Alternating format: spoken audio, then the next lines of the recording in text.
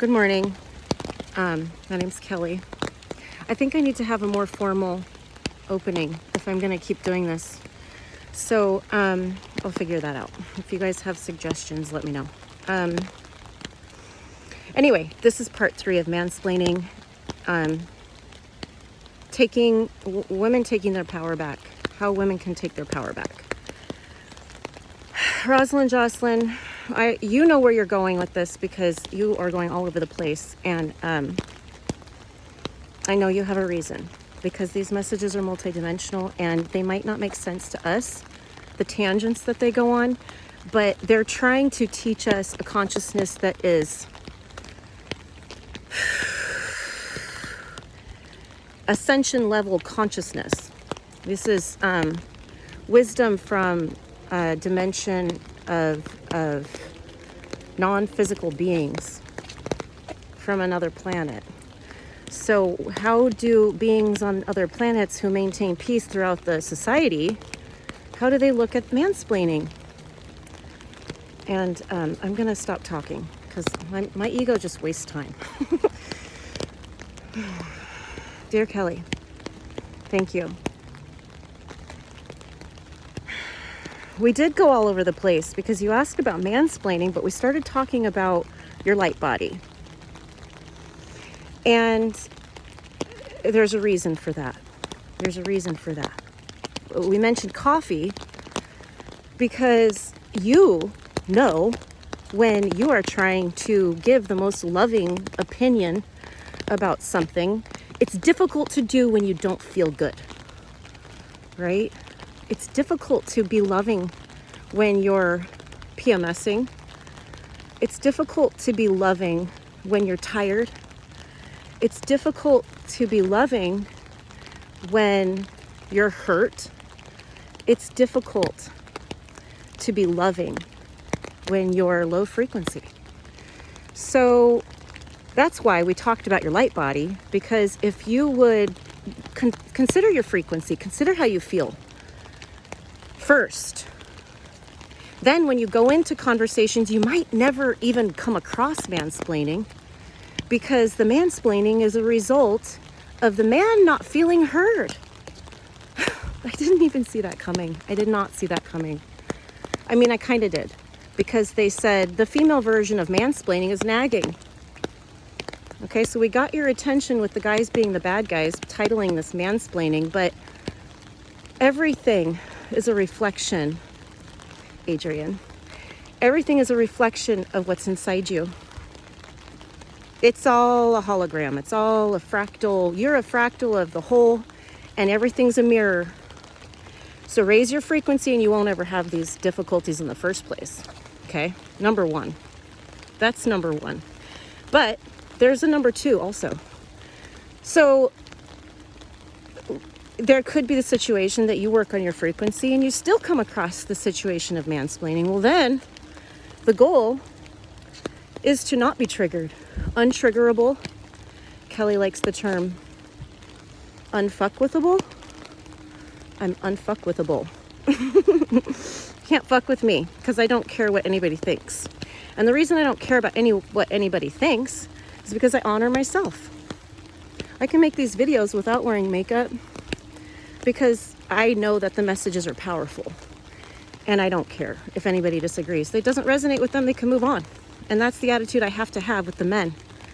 I got triggered because I love these men and I care about their opinion.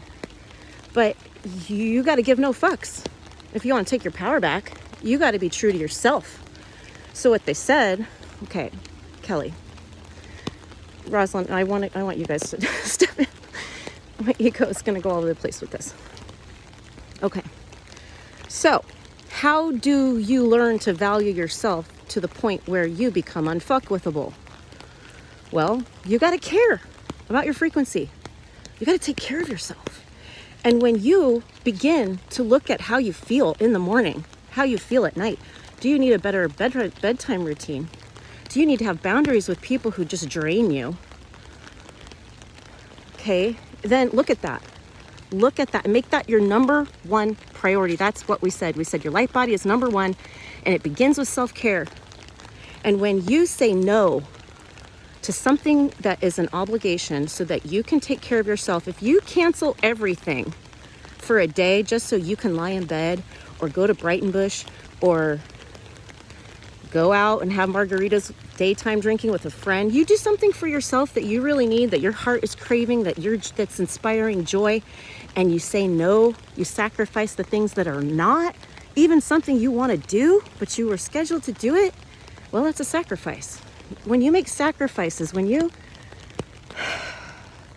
put effort into your self-care, that's when you start valuing yourself. You put yourself first.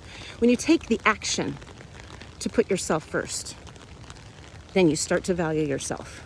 And if you're listening to the world around you tell you what you need to be doing, you're listening to the men tell you don't mean anything, you're listening to the teachers tell you got to live up to all these expectations, you're listening to the kids tell you they want this and they want that, and you're listening to all the parents telling you what they know best, because even though you're in your 40s, you still listen to your parents.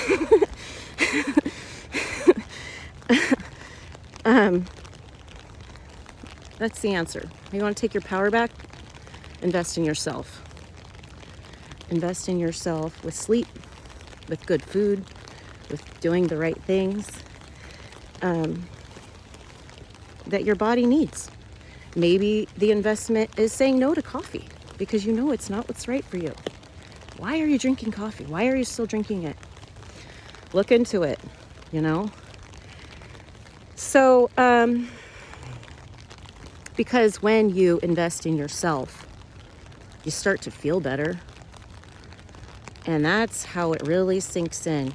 You realize that there is a huge job of healing your physical body and your mind. Your mind full of anxiety, your body carrying extra weight, toxins. Nothing else matters. What matters if you don't have your health? If you don't have your health, what do you have?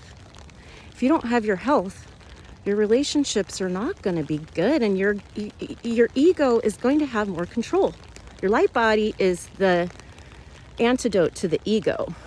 Your ego's fine. If you want to if some parts of your ego are fun, fine, no judgment here. But if you want to find the solution to not being triggerable and living your highest dream, then you got to consider the toxins in your life, including the people and the habits. And you got to find humility, because you got to recognize how you're contributing to the problem. If you never admit that you're part of the problem, how are you ever going to solve it? You're just going to go create that problem in some other way somewhere else if you can stop this one version of it. So, I don't think there's much more. I think that's it. We love you, and we're here to address your emotions. We're here to be an unconditionally loving place for you to go with all your problems. That's why they say give it to God. It's true, give it to God. Because this is a dream, and the more you're attached to it, and you keep it with your ego to try to solve, the more that you're gonna just stay, you're going to continue to contribute to this fake reality that we're all miserable from. So